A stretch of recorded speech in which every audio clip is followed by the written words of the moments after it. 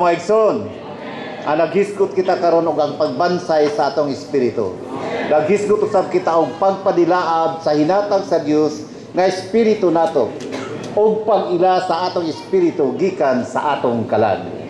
Naghisgot sa Hebrews 4:14 mga igsoon, for the word of God is living and operative and sharper than any two-edged sword and piercing even into the dividing of the soul and spirit, and of joints and marrow, and able to discern the thoughts and intentions of the heart.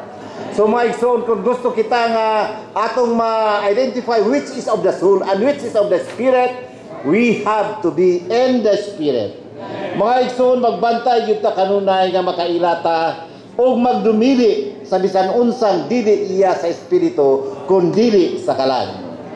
Bisan unsa ta mga igsoon, bisan unsay naa nato o bisan unsay buhato nato, kinahanglan nga naagyud ta sa espiritu. Tanang pagkamao sa Dios alang nato naa naman sa atong espiritu. So imposible sa tawhanong nga pagkasulti nga tanang panahon anaa kita sa atong espiritu. Apan naghisgot rin mga igsoon nga ang tanang pagkamao sa Dios alang nato naana sa atong espiritu. Busa naghisgot ang Roma 8:4 mga igsoon nga that the righteousness of requirement of the law might be fulfilled in us who do not walk according to the flesh but according to the spirit.